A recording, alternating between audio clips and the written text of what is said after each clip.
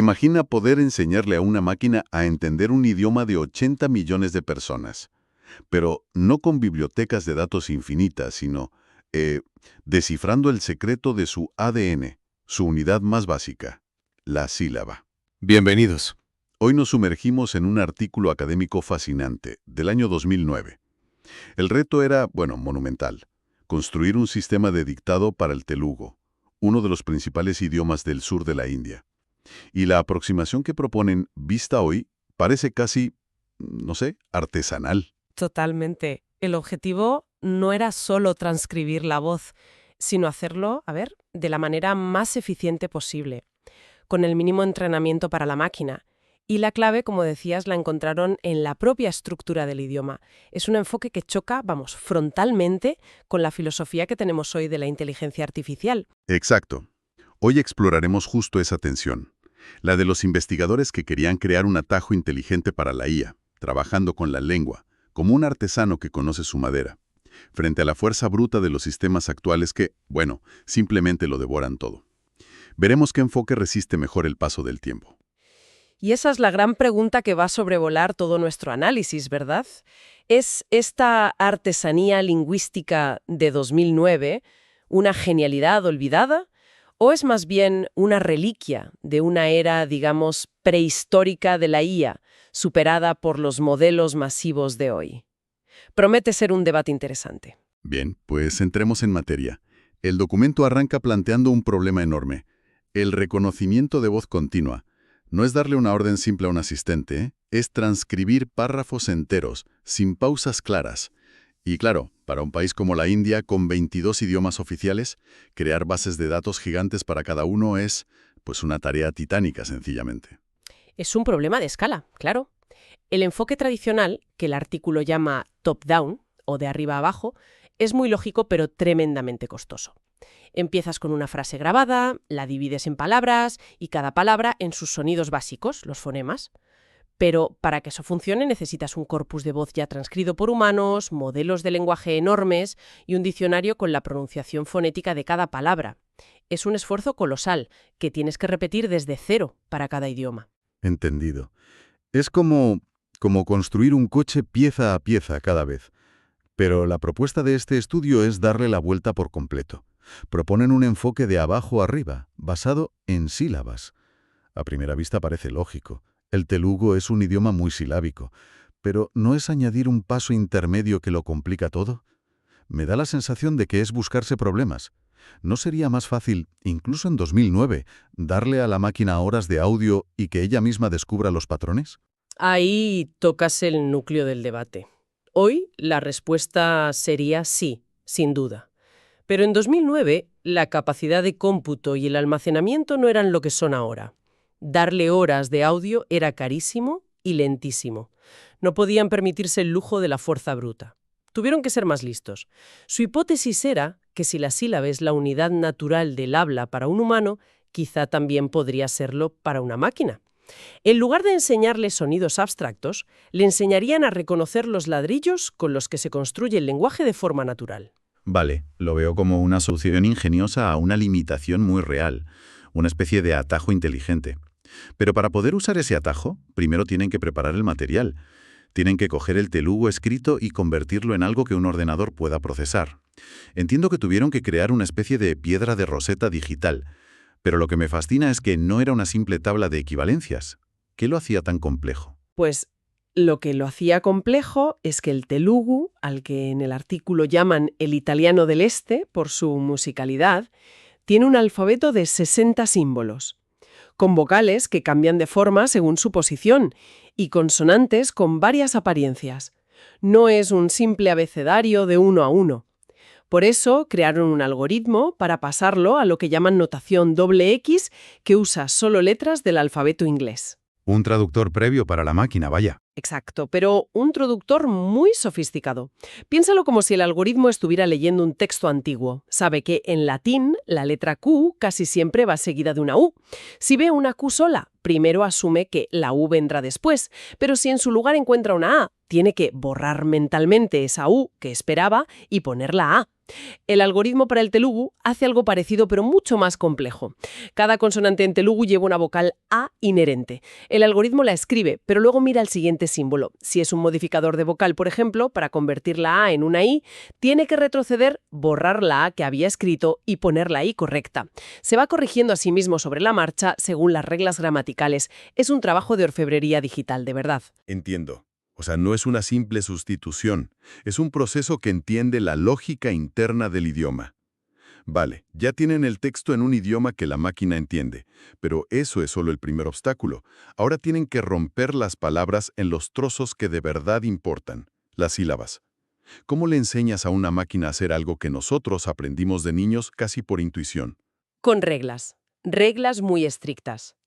Una vez que tienen el texto en notación WX, aplican un segundo algoritmo, el de silabificación. Y no es un simple diccionario de sílabas. Para una palabra como lavalacún, el sistema primero la descompone en etiquetas de tipo vocal, consonante, vocal, bueno, ya me entiendes, como si le pusiera una etiqueta a cada letra. Luego aplica reglas de corte, como un carnicero que sabe exactamente dónde cortar las costillas. ¿Y qué tipo de reglas son esas? ¿Muy complicadas? Son reglas fonéticas bastante universales en realidad. Por ejemplo, una regla clave es, si tienes una secuencia vocal-consonante-vocal o VCV, el corte se hace siempre antes de la consonante. O sea, VCV. O si tienes vocal-consonante-consonante-vocal, VCCC, el corte va en medio de las dos consonantes. VCCC. Es un proceso metódico, casi quirúrgico, basado en la lingüística. Así, la palacu se convierte en la, ba, lacu, perfectamente separado. Es la parte más artesanal de la que hablábamos. Es definir a mano el conocimiento humano. Exacto. Pero aquí es donde este enfoque muestra su mayor fortaleza y su mayor debilidad al mismo tiempo. El sistema depende por completo de que esas reglas manuales sean perfectas. Un error en una regla o una excepción del idioma que los investigadores no contemplaron y podría generar miles de sílabas incorrectas, contaminando todo el análisis posterior. Es un sistema muy frágil. Te da una transparencia que los modelos de caja negra de hoy no tienen. Si algo falla, sabes exactamente qué regla se rompió. Con los modelos de aprendizaje profundo actuales, si te da un resultado extraño, es casi imposible saber por qué. ¿Sabes qué regla se rompió? Sí, pero no sabes cómo arreglarla sin romper otras 10 cosas. Esa es la trampa de los sistemas basados en reglas. Son transparentes, pero quebradizos y muy difíciles de escalar. Un modelo moderno que aprende de los datos, si encuentra un patrón anómalo, simplemente lo aprende como una posibilidad más. Este sistema, en cambio, lo procesaría mal una y otra vez. Sin embargo, tienes razón, la interpretabilidad era su gran baza. De acuerdo, acepto el trueque. Control total a cambio de fragilidad. Una vez que aplican este método tan minucioso a todo su corpus de 3 millones de palabras, llega el momento de la verdad. Llegan los datos. ¿Qué encontraron? Pues lo primero que hicieron fue un análisis de frecuencia de los fonemas, los sonidos básicos. Y los números confirmaron su hipótesis. Se encontraron con que aproximadamente el 51% de los caracteres eran consonantes y el 45% vocales. Esto demuestra que las vocales son el verdadero centro de gravedad de cada sílaba en telugu. Justifica que todo su enfoque, basado en la sílaba como unidad nuclear, tenía una base sólida. Tiene sentido, pero el dato realmente importante tenía que ser el de las propias sílabas, ¿no? Después de todo ese trabajo de ingeniería, ¿cuántos ladrillos diferentes se encontraron? Identificaron 12.378 sílabas distintas en esos 3 millones de palabras. Un vocabulario de sílabas bastante considerable. Pero lo crucial, como siempre en estadística, no es el número total, sino la frecuencia. Es decir, cuáles son los ladrillos más comunes y cuáles los más raros. Claro, el objetivo es encontrar las sílabas más comunes para centrar el entrenamiento en ellas, como encontrar los 10 tipos de piezas de Lego con los que puedes construir el 90% de los modelos. Supongo que encontrarían una distribución normal, unas pocas muy frecuentes, muchas de frecuencia media y unas pocas muy raras. Eso sería lo lógico, sí. Pero ahí es donde se encontraron con la gran sorpresa del estudio, algo que no esperaban. Al analizar la frecuencia, descubrieron que casi 5.000 de esas sílabas, concretamente 4.903, más de un tercio del total, Aparecían una sola vez. Una sola vez en 3 millones de palabras. Eso es estadísticamente increíble. Es como si un tercio de todas las piezas de Lego de una caja gigante fueran únicas. Piezas que no se repiten jamás. ¿Y a qué se debe? El artículo sugiere que la causa principal son los préstamos de otros idiomas, sobre todo del inglés. Palabras como Apple, Coffee o Strength, que son de uso común en la India, al ser transliteradas y pronunciadas en telugu, crean combinaciones de sonidos y, por tanto, sílabas que son completamente ajenas a la fonética nativa del idioma. Son, por así decirlo, invasoras lingüísticas. Esto plantea un problema casi filosófico para su sistema. Si tu objetivo es encontrar los componentes básicos de un idioma, ¿qué haces con las piezas que no encajan en ningún sitio, con las inadaptadas? Exacto. Y no es solo un problema filosófico, es un problema práctico inmenso. Si entrenas tu modelo de dictado usando solo las sílabas más comunes del telugu puro, ¿qué ocurre cuando alguien utiliza una de estas palabras extranjeras? Palabras que son omnipresentes en el habla cotidiana.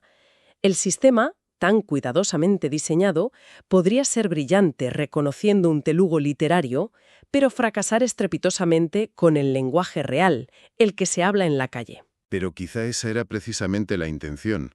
Una optimización deliberada. Tal vez no buscaban la perfección, sino la eficiencia. El estudio se centra en el otro extremo de la distribución, las sílabas superfrecuentes. Descubrieron que solo 71 sílabas aparecían más de 10.000 veces.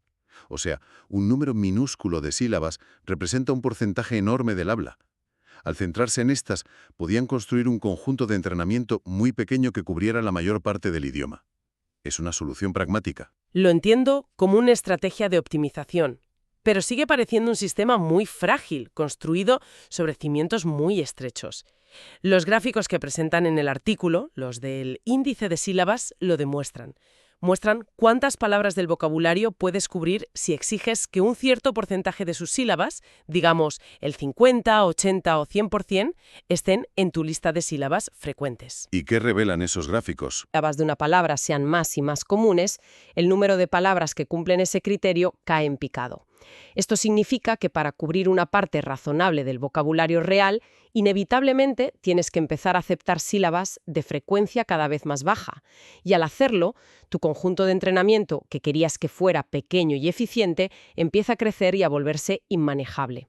Vuelves casi al problema inicial. Entiendo la crítica, pero aún así, este análisis te da una hoja de ruta. Te permite seleccionar de forma inteligente un conjunto óptimo de palabras para la grabación de voz, en lugar de grabar texto al azar.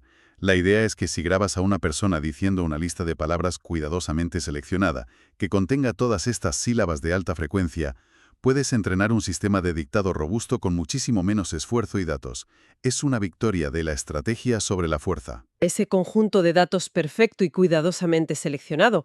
La tendencia es justo la contraria, utilizar conjuntos de datos masivos, caóticos, ruidosos y dejar que sea el modelo de aprendizaje profundo el que por sí mismo descubra qué es importante y qué es ruido. El enfoque de 2009 es como un jardinero que poda y da forma a un bonsái con una precisión exquisita. El enfoque moderno es como dejar que una selva crezca y luego analizar qué patrones emergen de ella. Un bonsái contra una selva. Me parece una analogía perfecta para resumir esta tensión entre dos épocas de la inteligencia artificial. Ambos pueden dar resultados. Un bonsái es una obra de arte y una selva es un ecosistema funcional. Pero el segundo enfoque, el de la selva, ha demostrado ser infinitamente más escalable y robusto ante lo inesperado, que es precisamente lo que caracteriza el lenguaje humano. Entonces, si tuviéramos que resumir el viaje, ¿qué nos llevamos de este análisis? Hemos visto un método increíblemente ingenioso para abordar el reconocimiento de voz en telugu, un método que se apoya en la naturaleza silábica del idioma para crear un sistema de entrenamiento eficiente, valorando el conocimiento lingüístico por encima de la cantidad de datos. Eso era una obra de artesanía de principio a fin. Primero, convertir el texto a un formato manejable, la notación XX, usando un algoritmo que entendía la gramática. Después, aplicar reglas lingüísticas muy específicas para dividirlo en sílabas, como un cirujano. Y finalmente, analizar estadísticamente esas sílabas para identificar las más importantes. Y el objetivo final no era la perfección, sino la pragmática. Seleccionar un conjunto óptimo y reducido de palabras para entrenar un sistema de dictado. Una solución inteligente para un problema de recursos limitados en un entorno multilingüe tan complejo como el de la India. Y aunque la tecnología específica de 2009 y este enfoque basado en reglas puedan parecer superados, el debate de fondo, el del bonsái contra la selva, sigue más vigente que nunca. Es mejor construir sistemas basados en un conocimiento profundo y estructurado del lenguaje o confiar en la fuerza bruta de los grandes modelos de datos que aprenden sin reglas predefinidas. Este artículo es un magnífico y elegante ejemplo del primer enfoque. Pero hay una última idea que me gustaría plantear. El artículo se centra en usar las sílabas comunes para que una máquina entienda el habla. Es un enfoque utilitario. Pero ¿podríamos darle la vuelta a la pregunta, no? ¿Qué pasaría si, en lugar de ignorarlas, nos centráramos en analizar las sílabas infrecuentes? Las casi 5.000 que aparecían una sola vez. Las inadaptadas. ¿Para qué serviría eso? Esos préstamos del inglés, la nueva jerga que surge en Internet, los términos técnicos. Si rastreáramos su aparición y su frecuencia, podríamos monitorizar la evolución de un idioma en tiempo real. Sería como tener una huella dactilar lingüística de la globalización, del cambio cultural. No usaríamos las sílabas para que la máquina entienda el presente, sino para que nosotros entendamos cómo se está forjando el futuro del lenguaje. Usar las anomalías no como un error a descartar, sino como la señal más interesante. Una idea fascinante para seguir explorando. Gracias por acompañarnos en este análisis. Hasta la próxima.